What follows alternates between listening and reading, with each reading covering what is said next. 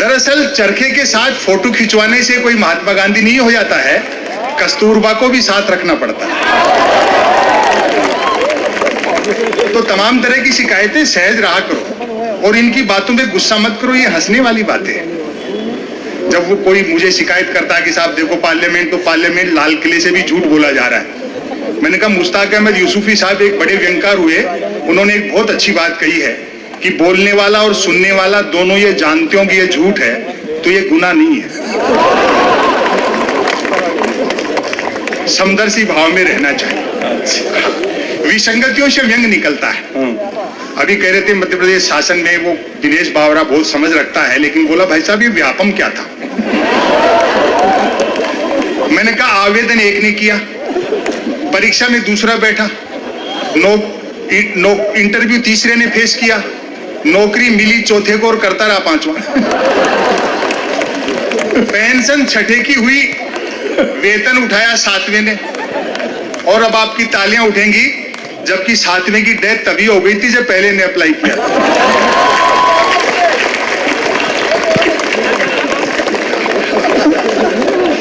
व्यंग कहां से निकलता है? अखबार आप पढ़ते हैं, खबर का शीर्षक देखो, आज भारत के प्रधानमंत्री भारत आएंगे।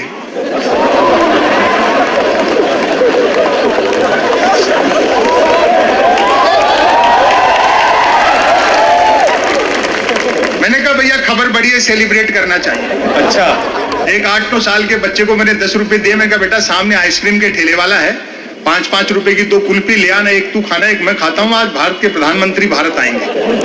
बच्चा गया, एक आइसक्रीम खाता हुआ लौटा, बोले अंकल उसके पास सिर्फ 10 वाली थी, आप फिर कभी खा लेना। और तालियां तो आपकी अब उठेंगी। मैंने कहा बेटा छोटी सी उम्र में इतना टैलेंट, चाय वाय बेचते हो क्या?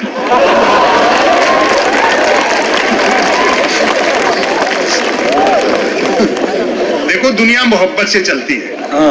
जंगल में जब आग लगती है तो न तो वो बरगद बचते हैं जो हवा को आंधी में बदलते हैं, और न वो बांस बचते हैं जो आपसी रगड़ से चिंगारी पैदा। क्या बात है, वाह, बहुत अच्छे। सब चीजें आती जाती रहेंगी। मीडिया के लोग भी यहाँ हैं, काफी हैं, मैं माफी चाहता हूं, हालांकि ये काम उनको करना चाहिए।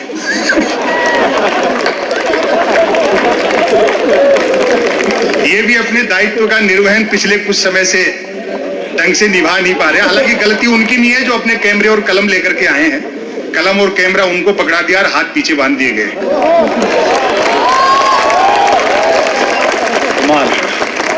आजादी के बाद जब हम थोड़ा समझदार हुए हैं, पहला मौका है जब प्रधानमंत्री कदम ताल करते हैं तो मीडिया उसको मार्च पास्ट बताता है।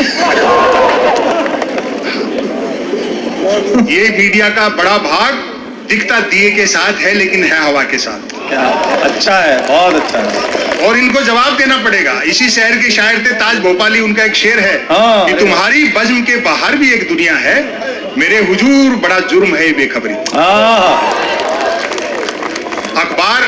अखबार भी होते हैं, कुछ अच्छा काम भी कर रहे हैं, आवाजें भी उठा रहे हैं, लेकिन 3 चीजों के लिए पढ़े जा रहे हैं: बिजली कटौती, उठावना और राशिफल।